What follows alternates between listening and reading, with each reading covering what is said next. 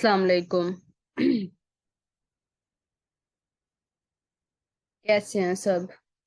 कल हमारा जो है वो कैलकुलस एसएम यूसुफ का चैप्टर 1 कंप्लीट हो गया था।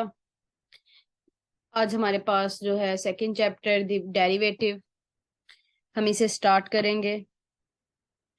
जिस तरह हमने इंटर में सेकंड चैप्टर पढ़ा था डेरिवेशन का, तो नेक्स्ट जो है आज हम डेरिवेटिव स्टार्ट करेंगे। ये सबसे पहले जो है हमारे पास डेरिवेटिव की एप्लीकेशंस है। ठीक है कि कहाँ कहाँ से डेरिवेटिव जो है वो कहाँ कहाँ पे यूज होता है या कहाँ कहाँ से इन्वेंट हुआ है। In everyday life we come across problems of the type how fast is train moving after 10 second. उन्होंने कहा है हमारे पास कोई ट्रेन है, तो हम कहते हैं कि वो कितनी तेजी से मूव कर रही है। उसके बाद जो है at what rate is population increasing, दुनिया की आबादी किस रेट से बढ़ रही है, कितनी परसेंटेज से वो डेली जो है वो इंक्रीज हो रही है। What is the rate of change of profit when sales reach 10,000? हमारा जो है वो रेट क्या है, जिस हिसाब से हमारे जो है प्रॉफिट में चेंज आ रहा है। जहां जहां पे चेंज आ रहा है ना उसका रेट हम फाइंड करते हैं। ठीक है, ट्रेन जा रही है उसकी स्पीड में चेंज आ रहा है, आबादी बढ़ रही है, बढ़ने में एक दिन और नेक्स्ट एक दिन अगर 10 है, नेक्स्ट डे क्या हो गई, वो 20 हो गई, 30। तो इस तरह हम जो है वो उसका रेट फाइंड करते हैं। To answer such problems we need derivatives, इन सब चीजों का आंसर करने के लिए हमें किसकी जरूरत है, डेरिवेटिव की। The differential calculus is that branch of mathematics which deal with the calculation of derivative and with the application of these derivatives to numerous problems in biological, natural and social sciences। ये जो है आपके पास क्या है, differential calculus की definition है। क्या उन्होंने कहा है, डिफरेंशियल कैलकुलस हमारे पास जो है वो मैथ की ब्रांच है, जिसमें हम एक्चुअली मैथ की मेन ब्रांच जो है वो कैलकुलस है। कैलकुलस की आगे डिफरेंशियल कैलकुलस और इंटीग्रल कैलकुलस ब्रांचेज हैं। ठीक है। और ये क्वेश्चन मुझसे इंटरव्यू में भी पूछा गया था कि कैलकुलस की मेन ब्रांचेस कौन सी हैं।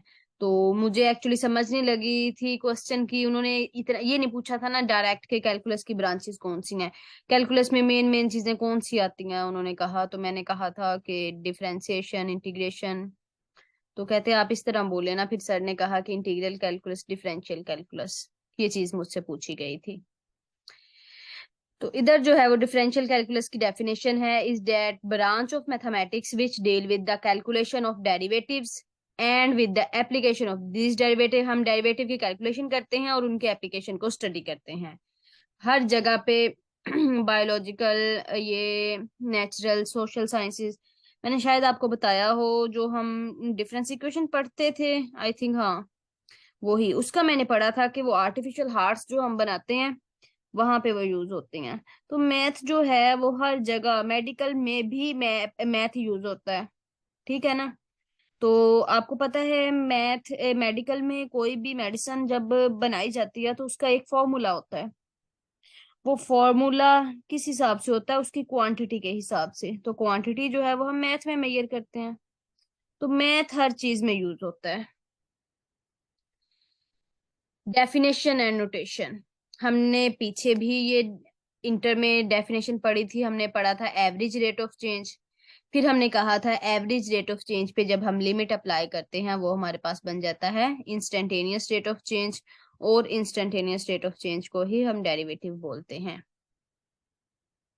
Let f be a function defined on an open interval containing a point x, the derivative simple। इन्होंने क्या किया है, डेरिवेटिव का फॉर्मूला दिया है, ये फॉर्मूला आपने एज इट इज करना है जो हमने इंटर में भी किया है। f is said to be derivable और differentiable at x। ठीक है। अगर लिमिट आ गई है तो लिमिट में क्या है, लेफ्ट हैंड लिमिट आ गई, राइट हैंड लिमिट आ गई। जस्ट वो उन्होंने क्या किया है, लेफ्ट हैंड डेरिवेटिव और राइट हैंड डेरिवेटिव अलग अलग डिफाइन किया है। और कोई भी जो है वो फंक्शन, कोई भी फंक्शन किसी पॉइंट पे कब डिफरेंशिएबल होगा, जब उसकी लेफ्ट हैंड डेरिवेटिव और राइट हैंड डेरिवेटिव एग्जिस्ट करेंगे और वो दोनों बराबर होंगे, left hand derivative and right hand derivative.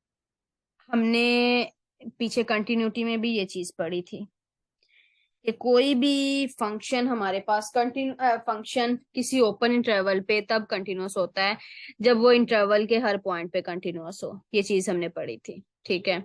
अब डिफरेंशिएबिलिटी, कोई भी फंक्शन ओपन इंटरवल पे डिफरेंशिएबल है तो इसका मतलब है कि वो फंक्शन ओपन इंटरवल के हर पॉइंट पे डिफरेंशिएबल है, ठीक है। ओपन इंटरवल की बात तो क्लियर है, उसमें कोई मसला नहीं है। लेकिन अगर हम बात करते हैं क्लोज्ड इंटरवल की, हमने कंटिन्यूटी में भी ये चीज की थी। आपको याद होगा, मुझे तो याद है क्योंकि अभी 2 दिन पहले हमने वो टॉपिक पढ़ा था। फंक्शन जो है वो क्लोज्ड इंटरवल पे डिफरेंशिएबल होता है, ठीक है। कब डिफरेंशिएबल होता है? अगर तो वो पूरे ओपन इंटरवल पे डिफरेंशिएबल हो, ये चीज तो हो गई क्लियर। मसला है दूसरे पॉइंट का, it's right hand derivative eight A and left hand derivative eight be exist. Same वही बात मैंने उधर भी आपको समझाई थी कि ए जो है, आप देखें, ए इस इंटरवल का लेफ्ट एंड पॉइंट है, तो लेफ्ट पे कौन सा डेरिवेटिव एग्जिस्ट करेगा? राइट, क्योंकि ए को हम राइट साइड से अप्रोच करेंगे। इंटरवल के अंदर से अप्रोच करना है, इंटरवल के बाहर से अप्रोच नहीं करना, ठीक है। तो ए जो है वो लेफ्ट हैंड पॉइंट है, लेफ्ट हैंड पॉइंट पे हम इस साइड से अप्रोच करेंगे, इधर से। मतलब ये अगर हमारे पास लाइन है, ये ए पॉइंट, ये इंटरवल है, ये ए है, ये बी है, तो ए को हम इस साइड से अप्रोच करेंगे, इस तरह राइट साइड से अप्रोच करेंगे, तो राइट डेरिवेटिव एग्जिस्ट करेगा। जब बी की बात आएगी तो बी को हम लेफ्ट साइड से अप्रोच करेंगे, तो हमारे पास लेफ्ट हैंड डेरिवेटिव एग्जिस्ट करेगा, ठीक है। ओपन इंटरवल की बात, कोई भी फंक्शन ओपन इंटरवल पे कंटिन्यूअस होता है, डिफरेंशिएबल होता है जब वो इंटरवल के हर पॉइंट पे डिफरेंशिएबल हो, कंटिन्यूअस हो, डिफरेंशिएबल हो। मैं दोनों कंटिन्यूटी और डिफरेंशिएबिलिटी दोनों की बात कर रही हूँ कि वो ओपन इंटरवल पे तो पूरे इंटरवल पे अगर कंटिन्यूअस होगा या डिफरेंशिएबल होगा तो वो उसको फॉलो करेंगे। लेकिन अगर हमारे पास क्लोज्ड इंटरवल आ जाए तो जिस तरह हमने कंटिन्यूटी में लेफ्ट हैंड लिमिट और राइट हैंड लिमिट चेक की थी, यहाँ हम लेफ्ट हैंड डेरिवेटिव और राइट हैंड डेरिवेटिव चेक करके बता देंगे। अगर वो दोनों एग्जिस्ट करते हैं तब हम कह देंगे ये पूरे क्लोज्ड इंटरवल पे डिफरेंशिएबल है, ठीक है। A function f is differentiable if and only if it is differentiable at each point of its domain. किसी भी फंक्शन को डिफरेंशिएबल कब बोलते हैं? जब वो डोमेन के हर पॉइंट पे डिफरेंशिएबल हो, तब वो फंक्शन ओवरऑल डिफरेंशिएबल होता है।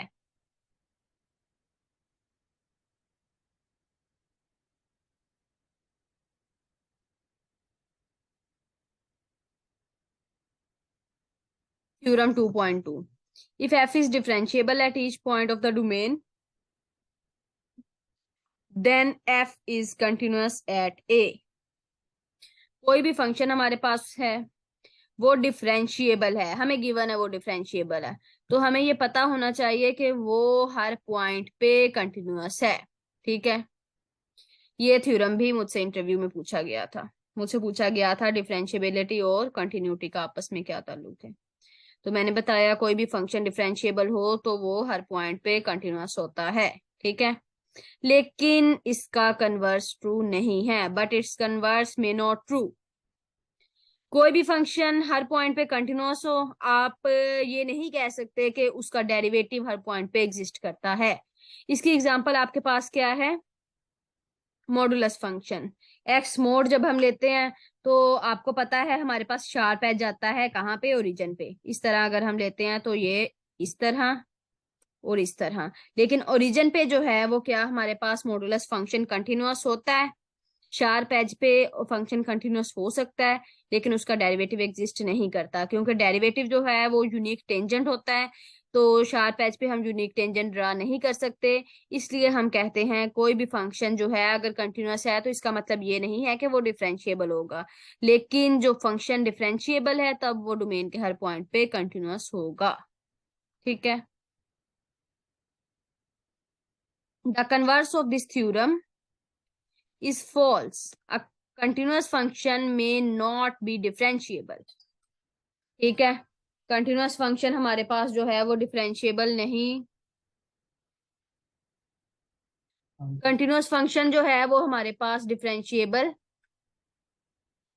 नहीं होगा, ठीक है।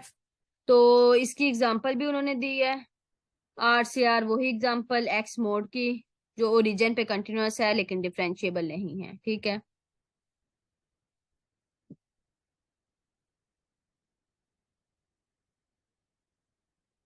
Geometrical interpretation of the derivative. ये ज्योमेट्रिकल इंटरप्रिटेशन हमने इंटर में भी पढ़ी थी, सेम वही चीज है। ठीक है। हम क्या करते हैं, हम ग्राफ से सिर्फ समझा देती हूँ, पहले भी मैंने उधर ग्राफ से आपको समझाया था। मैंने बताया था कि ज्योमेट्रिकल इंटरप्रिटेशन डेरिवेटिव के पढ़ने के लिए हमें दो चीजों की जरूरत होती है। सबसे पहले तो हमें सेकंड लाइन का पता होना चाहिए, उसके बाद हमें टेंजेंट लाइन का पता होना चाहिए। ठीक है। हम लेते हैं, ये हमारे पास y is equal to f of x, आप देखेंगे ये हमारे पास क्या है, कर्व है, ये जो इधर से ये सारी कर्व है। हम इस पे लेते हैं सेकंड लाइन, ऐसी लाइन जो कर्व के दो पॉइंट को टच करे। ये देखें, ये लाइन हमारे पास p पे टच कर रही है, ये लाइन हमारे पास q पे टच कर रही है, ये हमारे पास है सेकंड लाइन। अब हमने क्या करना है, हमने लेना है इसका डेरिवेटिव। तो हम ये कहेंगे कि सीकेंट लाइन जब टेंजेंट लाइन को अप्रोच करेगी, मतलब इसका डिस्टेंस जो है वो कम से कम होता जाएगा, क्यू जो है वो पी को अप्रोच करता जाएगा। अनकरीब जब वो पी के बिल्कुल ऊपर लाया करेगा तो ये हमारे पास जो लाइन है वो टेंजेंट लाइन बन जाएगी। ठीक है। वो सिर्फ एक ही पॉइंट पे टच करेगी इस तरह। एक मिनट। वो सिर्फ जो है हमारे पास एक ही लाइन पे इधर, ये जो लाइन टेंजेंट लाइन ही ली है, ये वाली लाइन जो है, ये लाइन, ये टेंजेंट लाइन ही है। ठीक है ना। तो हम क्या कहते हैं कि सीकेंट लाइन हमारे पास जो कर्व पे होती है वो टेंजेंट लाइन को अप्रोच करती है।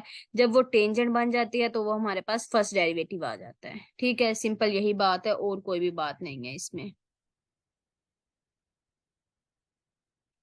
और आपको पता है कि टेंजेंट डेरिवेटिव होता है, टेंजेंट लाइन बन जाएगी, टेंजेंट हमारे पास डेरिवेटिव होता है, डेरिवेटिव इसी को हम बोलते हैं स्लोप। ठीक है। The derivative of the function f at the point P represent the slope of the tangent line to the curve। आपको हमें पता है, ये चीज आपने इधर से नोट करनी है, डेरिवेटिव जो है वो क्या है, slope of the tangent line. ठीक है। फर्स्ट डेरिवेटिव हमारे पास टेंजेंट लाइन की स्लोप होता है।